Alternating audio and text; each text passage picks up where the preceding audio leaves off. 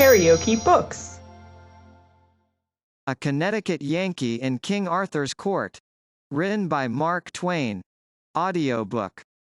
Chapter 37. An Awful Predicament. Sleep? It was impossible.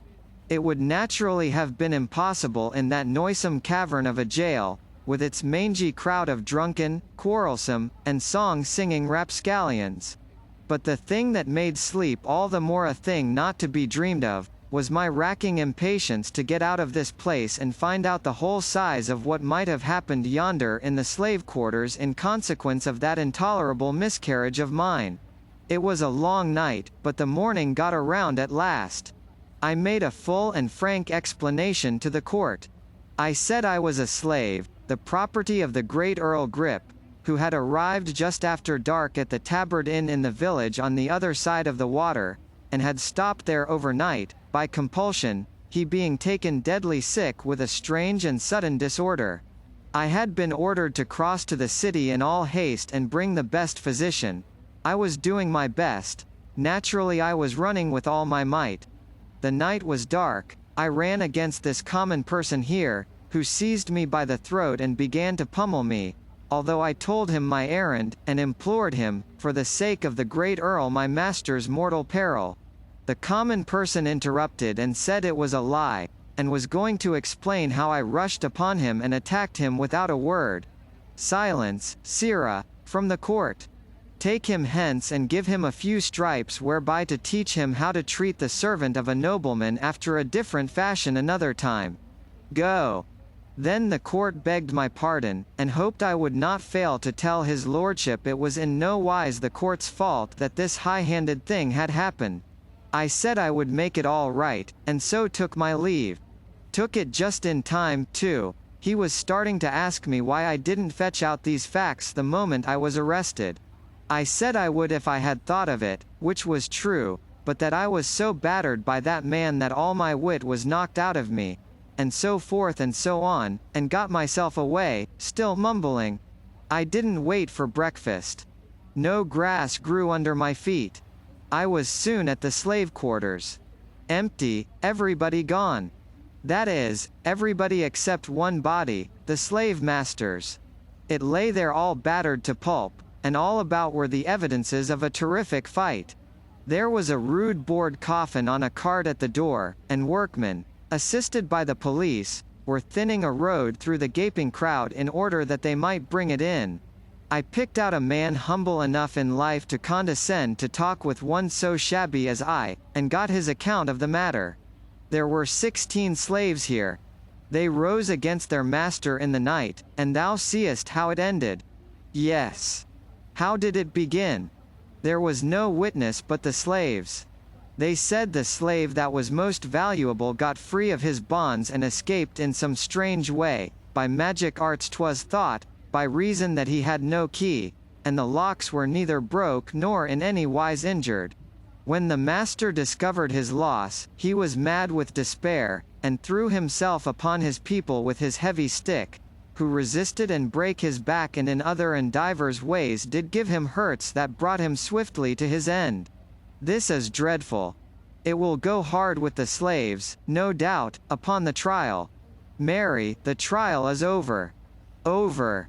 Would they be a week, think you, and the matter so simple? They were not the half of a quarter of an hour at it.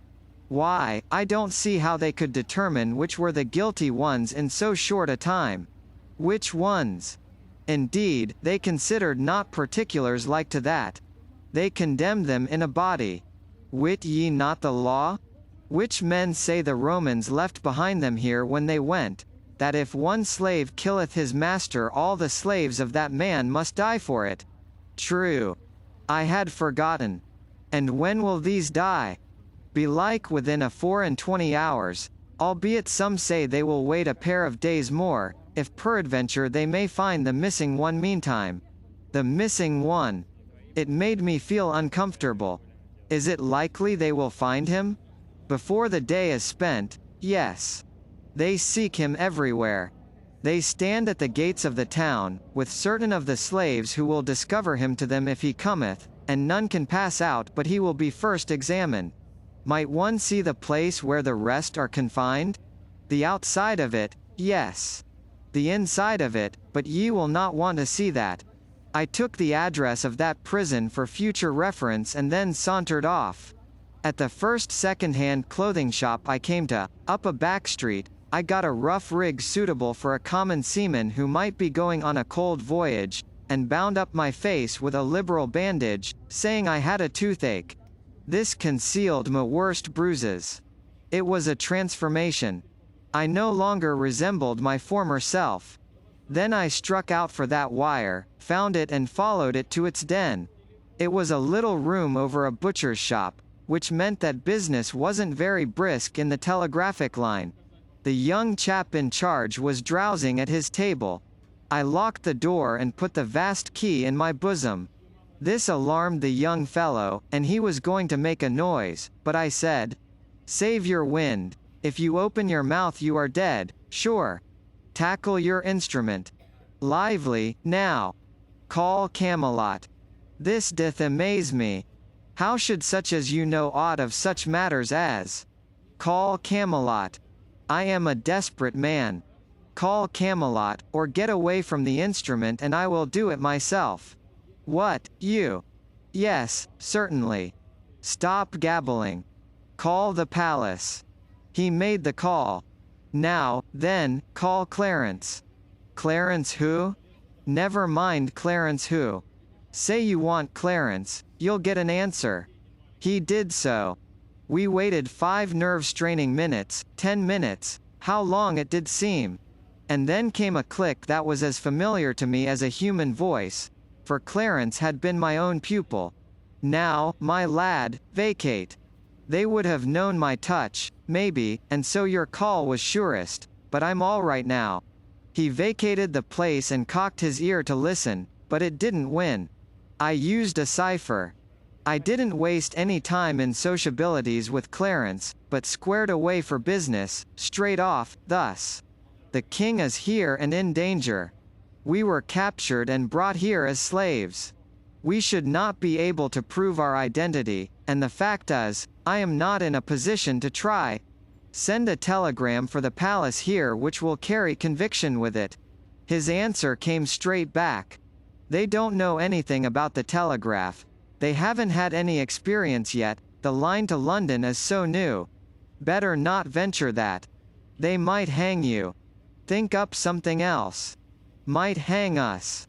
Little he knew how closely he was crowding the facts. I couldn't think up anything for the moment. Then an idea struck me, and I started it along. Send 500 picked knights with Launcelot in the lead, and send them on the jump.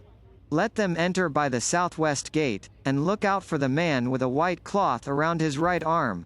The answer was prompt. "They shall start in half an hour." "All right, Clarence.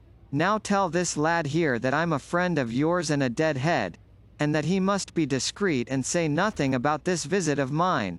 The instrument began to talk to the youth and I hurried away. I fell to ciphering. In half an hour it would be 9 o'clock. Knights and horses in heavy armor couldn't travel very fast. These would make the best time they could, and now that the ground was in good condition, and no snow or mud, they would probably make a 7-mile gait. They would have to change horses a couple of times. They would arrive about 6, or a little after. It would still be plenty light enough. They would see the white cloth which I should tie around my right arm, and I would take command. We would surround that prison and have the king out in no time. It would be showy and picturesque enough, all things considered, though I would have preferred noonday, on account of the more theatrical aspect the thing would have. Now, then, in order to increase the strings to my bow, I thought I would look up some of those people whom I had formerly recognized, and make myself known. That would help us out of our scrape, without the knights. But I must proceed cautiously, for it was a risky business. I must get into sumptuous raiment, and it wouldn't do to run and jump into it. No, I must work up to it by degrees, buying suit after suit of clothes, in shops wide apart, and getting a little finer article with each change, until I should finally reach silk and velvet, and be ready for my project. so I started. But the scheme fell through like scat. The first corner I turned, I came plump upon one of our slaves, snooping around with a watchman. I coughed at the moment, and he gave me a sudden look that bit right into my marrow. I judge he thought he had heard that cough before. I turned immediately into a shop and worked along down the counter, pricing things and watching out of the corner of my eye. Those people had stopped, and were talking together and looking in at the door. I made up my mind to get out the back way, if there was a back way, and I asked the shopwoman if I could step out there and look for the escaped slave, who was believed to be in hiding back there somewhere, and said I was an officer in disguise, and my pard was yonder at the door with one of the murderers in charge, and would she be good enough to step there and tell him he needn't wait, but had better go at once to the further end of the back alley and be ready to head him off when I rousted him out. She was blazing with eagerness to see one of those already celebrated murderers, and she started on the errand at once. I slipped out the back way, locked the door behind me, put the key in my pocket and started off, chuckling to myself and comfortable. Well, I had gone and spoiled it again, made another mistake. A double one, in fact. There were plenty of ways to get rid of that officer by some simple and plausible device, but no, I must pick out a picturesque one. It is the crying defect of my character. And then, I had ordered my procedure upon what the officer, being human, would naturally do. Whereas when you are least expecting it, a man will now and then go and do the very thing which it's not natural for him to do. The natural thing for the officer to do, in this case, was to follow straight on my heels. He would find a stout oaken door, securely locked, between him and me. Before he could break it down, I should be far away and engaged in slipping into a succession of baffling disguises which would soon get me into a sort of raiment which was a surer protection from meddling law dogs in Britain than any amount of mere innocence and purity of character. But instead of doing the natural thing, the officer took me at my word, and followed my instructions. And so, as I came trotting out of that cul-de-sac, full of satisfaction with my own cleverness, he turned the corner and I walked right into his handcuffs. If I had known it was a cul-de-sac, however, there isn't any excusing a blunder like that, let it go. Charge it up to profit and loss. Of course, I was indignant, and swore I had just come ashore from a long voyage, and all that sort of thing, just to see, you know, if it would deceive that slave. But it didn't. He knew me. Then I reproached him for betraying me. He was more surprised than hurt. He stretched his eyes wide, and said, "What, wouldst have me let thee, of all men, escape and not hang with us, when thou'rt the very cause of our hanging? Go to, was their way of saying, I should smile, or, I like that. Queer talkers, those people. Well, there was a sort of bastard justice in his view of the case, and so I dropped the matter. When you can't cure a disaster by argument, what is the use to argue? It isn't my way. So I only said, you're not going to be hanged. None of us are. Both men laughed, and the slave said, ye have not ranked as a fool, before. You might better keep your reputation, seeing the strain would not be for long. It will stand it, I reckon. Before tomorrow we shall be out of prison, and free to go where we will, besides." The witty officer lifted at his left ear with his thumb, made a rasping noise in his throat, and said, "Out of prison, yes, ye say true. And free likewise to go where ye will, so ye wander not out of his grace the devil's sultry realm." I kept my temper, and said, indifferently, "Now I suppose you really think we are going to hang within a day or two. I thought it not many minutes ago, for so the thing was decided and proclaimed." "Ah, then you've changed your mind, is that it?" "Even that. I only thought, then, I know, now."